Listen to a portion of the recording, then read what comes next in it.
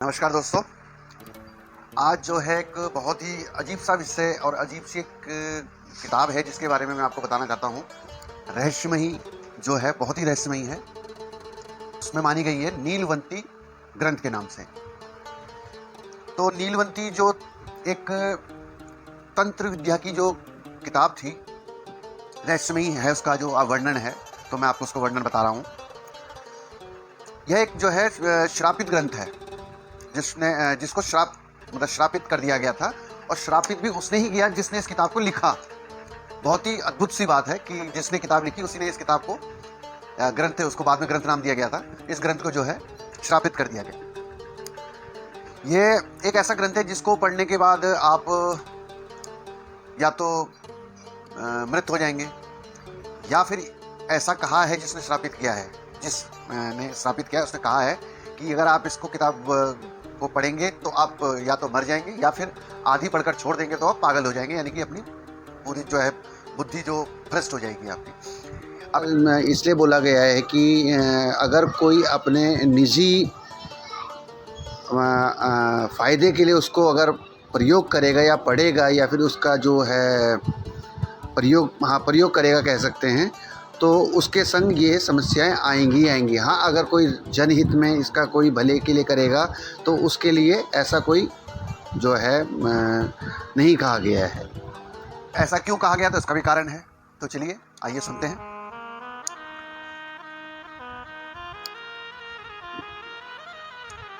इस नीलवंती ग्रंथ के जो ये वीडियो मैं बना रहा हूँ उसको आप पूरा देखिएगा और जानिए इस रहस्य में।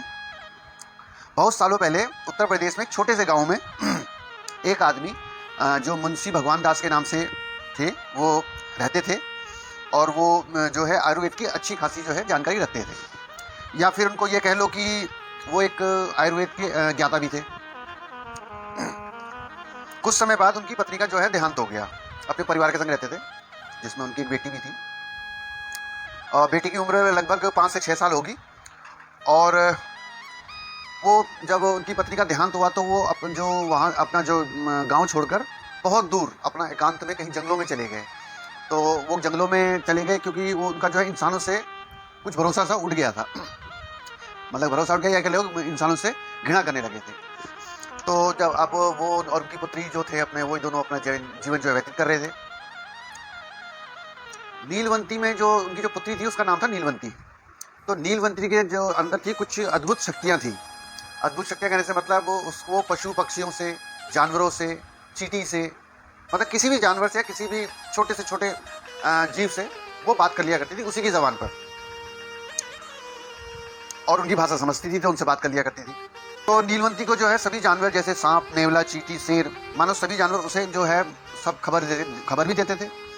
और वो जानवर उनको कई बार ऐसी खबर देते थे कि भाई यहाँ पर खजाना गड़ा हुआ है, आप मतलब तुम इससे निकाल लो। लेकिन वो एक अच्छे परिवार में रहती थी और अपने पिता के अच्छे पालन पोषण उन्हें दिया था उनके पिता ने, तो वो लालची नहीं बनाया था उसे। और उसे खुद अब उसे जो खुद भी अपना औषधि का जो है ज्ञान हो गया था, क्योंकि अपने पिता के संग रहती थी तो पिताजी उसको जानकारी देते रहते थे। तो ऐसे ही थोड़ा जीवन उनका व्यतीत होता रहा। लेकिन नीलवंती को जो है सपनों में भूत प्रेत पिशाच जो है सपनों में आया करते थे और उससे बातें किया करते थे। और बात ही नहीं, उसे आने वाले समय के बारे में जानकारी भी देने लगे। आज की जो सरल भाषा में कहो तो भूत प्रेत से उसे भविष्य में जो होने वाली घटनाएं हैं उसे पूरी बता दिया करते थे। कुछ समय बाद जो है नीलवंती बड़ी हुई, अपने उम्र के पड़ाव में आई, और वो बहुत ही खूबसूरत जो है थी। क्योंकि नीलवंती को वैसे तो खुद भी आभास हो चुका था, नीलवंती एक आम इंसान नहीं थी, वो एक याक्षिणी थी। याक्षिणी के बारे में मैं आपको बाद में बताऊंगा, शायद इस वीडियो में या फिर कभी एक अलग से वीडियो बनाकर, कि याक्षिणी कौन सा, जो याक्षिणी किन्हें कहते हैं। और वो इतनी सुंदर थी कि उसे कोई भी देखे तो मंत्रमुग्ध हो जाता था उसको देख के, उसकी सुंदरता को देख के। अब जो उसकी ज़िंदगी में जो दिन आगे चलते रहे तो नीलवंती का जो सपनों में वो भूत प्रेत हो गए, अब वो असल में भूत प्रेतों से मिलने लगी, देखने लगी, उनसे बातचीत करने लगी। और वही बातें जो जैसे कि उसको भविष्य के बारे में भूत पिशाच जो है बता दिया करते थे और उससे बात करने लग जाते थे।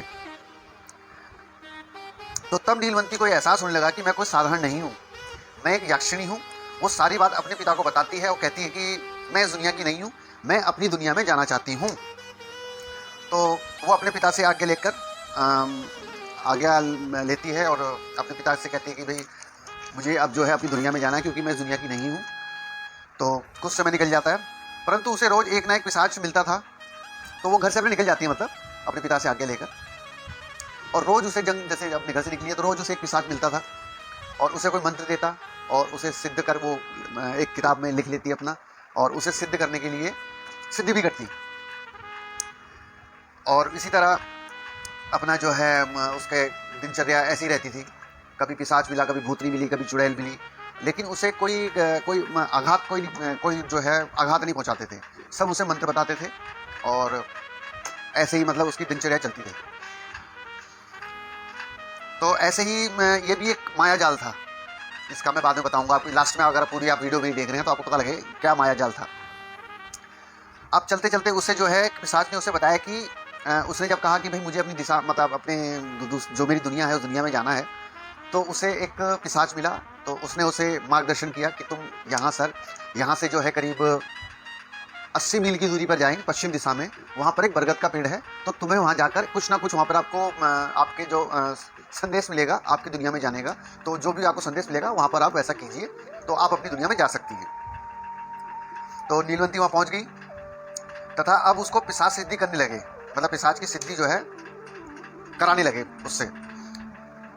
कभी पक्षियों की बलि देकर, कभी पक्षियों का लहू जो है रक्त की जो है आहुति देकर, ऐसे ही काफ़ी समय बीता गया। कुछ समय बाद पिशाच ने कहा कि तुम्हें अब विवाह करना पड़ेगा। अब ये जो तुम्हारी एक श्रेणी कह लो या फिर उसको कह लो कि एक उसमें ये भी क्रिया थी कि अब तुम्हें विवाह करना है, तो अब विवाह करना पड़ेगा अच्छे व्यक्ति से। तो ये तो अब विवाह करना पड़ेगा। अगले ही दिन नीलवंती को एक व्यापारी मिला। उसने नीलवंती के सामने जो अपने सामने देखा तो वो उसको देखकर मोहित हो गया, जैसा कि मैंने आपको बताया कि बहुत सुंदर थी।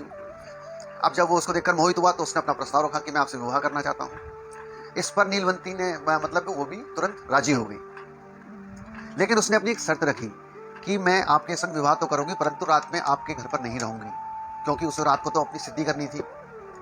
तो व्यापारी मान गया इस बात को और वो रात में अपनी जो है सिद्धि करने जाती। ऐसे ही कुछ समय और निकल गया। एक दिन रात जब नीलवंती अपनी साधना में बैठी पक्षियों का रक्त जो है चढ़ा रही थी, तो कुछ गांव वालों ने उसे देख लिया और उसके पति को बताने के लिए उसके घर पहुंचे कि भाई ये तो चुड़ैल है, ये तो पक्षियों की बलि देती है, कभी किसी की बलि देती है, कभी जानवरों की बलि देती है। वहाँ बरगद के पेड़ में एक बार गाँव में इसने देखा, उन्होंने 2-3 बार नोट किया। तो पति ने अगली रात जो है उसके पीछे जाकर उसका पीछा किया। वहाँ जाकर उसने देखा तो उसने देखा कि हाँ सही बात है कि वो तो अपनी जो है पक्षियों की बलि दे रही थी और रक्त जो है उनका रक्त का जो आहुति दे रही थी। तो पति भी कुछ भयभीत हो गया, डर गया वो भी, तो उसने कुछ नहीं कहा। उसी के अगले दिन नीलवंती को दिन में ऐसी बैठी मतलब अपना भोजन करके ऐसे लेटी तो उसकी आंख लग गई। तो उसे दिन में एक स्वप्न हुआ जिसमें उसे फिर वही पिशाचों द्वारा उसको सपने जो आते थे पिशाच आए और उन्होंने उससे कहा कि आज वो तेरा समय आ चुका है अपनी दुनिया में जाने का, तो आज रात जो तुझे क्रिया करनी है उसी पेड़ पर करनी है। और वही जो उन्होंने क्रियाएं बताई बलि की, तो आज का दिन आ चुका है आपको दिव्य रात जाने का। तो उन्होंने बताया कि उसी बरगद के पेड़ के पास में ही एक नदी है जहाँ पर रात को मतलब मध्य रात्रि में एक लाश जो है बहकर आएगी। उसके गले में एक ताबीज़ होगा, वो ताबीज़ तुम्हें उसके गले से निकालना है और उस ताबीज़ को अपने पास रख लेना है। और कुछ समय बाद एक नाव में एक व्यक्ति आएगा, वो ताबीज़ उसे देना है और वो ताबीज़ उसे मिलने के बाद वो आपको जो है दिव्य द्वार के द्वारा आपको आपकी दुनिया में पहुंचा देगा। जैसा कि मैंने आपको पहले बताया था कि माया जाल, इसे ही माया जाल कहते हैं। तो जैसे ही उसने विधि पूर्वक जो अपना क्रियाएं की, उसके बाद वही लाश आई तो उसने ताबीज़ निकाला। तो एक व्यक्ति नाव में आया तो उसने उससे उसका ताबीज़ छीन लिया। अब माया जाल क्या था? माया जाल ये था कि जो उसका पति था वो भी एक पिशाच था। तो उस पिशाच ने जब उसका ताबीज जो है छीन लिया तो नीलवंती ने को ये मालूम था कि आज ही का वो दिन है और ये मौका, ये भी बताया था पिशाच ने कि आज एक ही मौका आपको दिया जाएगा, तो ये मौका आपके लिए आज है। तो उसने कहा ये ताबीज मुझे मेरा लौटा दो और बदले में चाहे आप मुझसे जो मांगोगे मैं आपको दे दूंगी। लेकिन वो व्यक्ति जो था, पहले उसने पिशाच का रूप लिया, उसके बाद उसने उसके पति का रूप लेकर फिर पिशाच का रूप लिया। यानी कि जो व्यक्ति था, जिससे विवाह किया था, वो व्यापारी उसी का पति था और वो उसका पति ना होकर के एक पिशाच था। तो उस पिशाच ने उससे कहा कि भाई मुझे ये ताबीज़ से मुझे कुछ मतलब नहीं है, मुझे जो तुमने वो किताब लिखी है जिसमें अब तुमने सारे मंत्र लिखे हैं, विधि लिखी है, वो किताब मुझे दे दो। लेकिन नीलवंती ने ये सोचकर उसे नहीं दिया कि भाई इस किताब में तो ऐसी ऐसी चीज़ें, विधियाँ हैं, मंत्र हैं, तंत्र हैं और चमत्कार हैं, खजानों के रहस्य हैं कि अगर किसी को दे देंगे तो वो तो इस पूरे जन का जो है नाश भी कर सकता है। तो उसने उसको अदृश्य रूप से, मतलब अदृश्य कह लो जो भी है, उसको अदृश्य कर दिया उस किताब को, और वो खुद उसने अपने जो है जान दे दी। अब उसके बाद अब ये कहा जाता है कि भाई उसको जो है बाद में नीलवंती ग्रंथ के नाम से जाना गया। और ये ग्रंथ ऐसा नहीं है कि नहीं मिला, नहीं पढ़ा, लोगों ने पढ़ा है, कुछ विद्वानों ने पढ़ा है।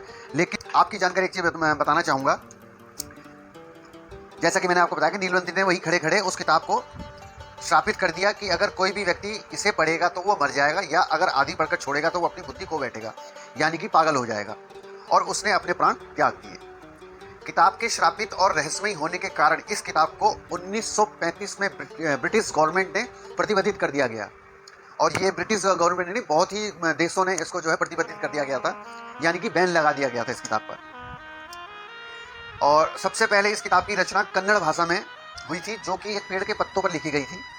बाद में विद्वानों ने इसे जो है किताब का रूप देते हुए संस्कृत भाषा में भी लिखा है। तो कुल मिलाकर ये कहना है कि ये किताब तो खैर है, कई लोग ऐसा मानना भी है कि ये सभी भ्रमित एक कहानी है, ऐसा कुछ नहीं है। कहानी अगर होती तो ब्रिटिश सरकार ने किस चीज़ पर बैन लगाया, या और सरकारों ने किस चीज़ पर बैन लगाया, यानी कि कोई ग्रंथ था तो तभी तो बैन लगाया। तो ऐसे ही जानकारी आपको मिलती रहेगी। अगर आपको वीडियो अच्छा लगा हो सब्सक्राइब करें, कमेंट्स करें। धन्यवाद, नमस्कार।